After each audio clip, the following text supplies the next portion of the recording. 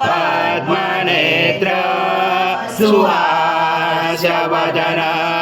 कंठाटोपी समाना दंडकमंडलोदर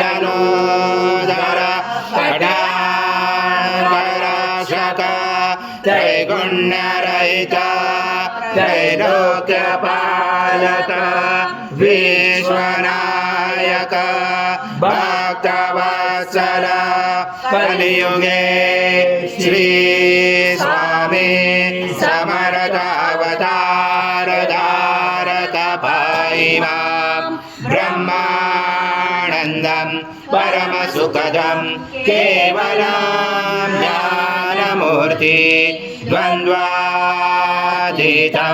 गगनसदृशं तत्त्वमसादिलक्ष्यम् एकं नित्यं विमलमचलं सर्वदि साक्षिभूतं भावातीतं त्रिगुणरहितं सद्गुरुं तं नमामि।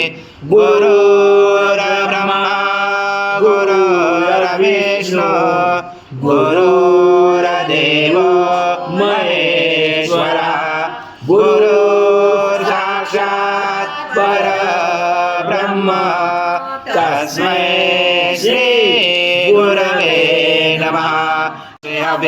आजम स्वर्गमहाराज्यं यज्ञे प्रतिष्ठम् आजम पवित्रं परमं स्नानार्थते प्रगृह्यात् श्री सद्गुरु स्वामी समर्थ महाराज देवताभ्यो नमः। गुरुता स्नानं समर्पयामि गुरुता स्नानान्तरेण शुद्धोदक स्नानं समर्पयामि। सकल पूजादे सर्व उपचारार्थे गन्धपुष्पं समर्पयामि।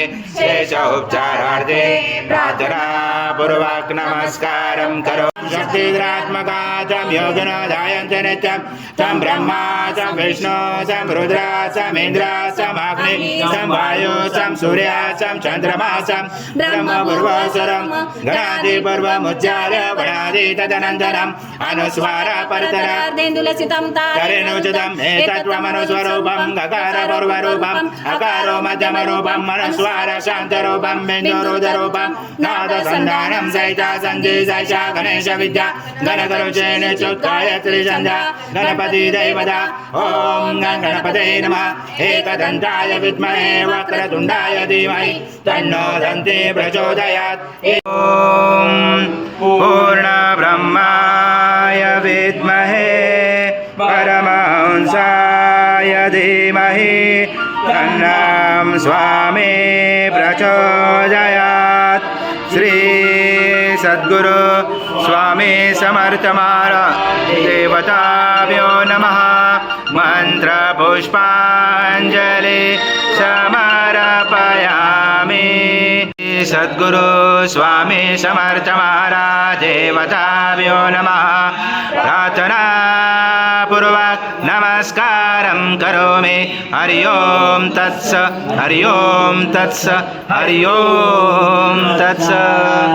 स्वामी समर्थ जय जय स्वामी समर्थ महाराज श्री स्वामी समर्थ जय जय स्वामी समर्थ श्री स्वामी समर्थ जय जय स्वामी समर्थ महाराज श्री स्वामी समर्थ जय जय स्वामी समर्थ श्री स्वामी समर्थ जय जय स्वामी समर्थ।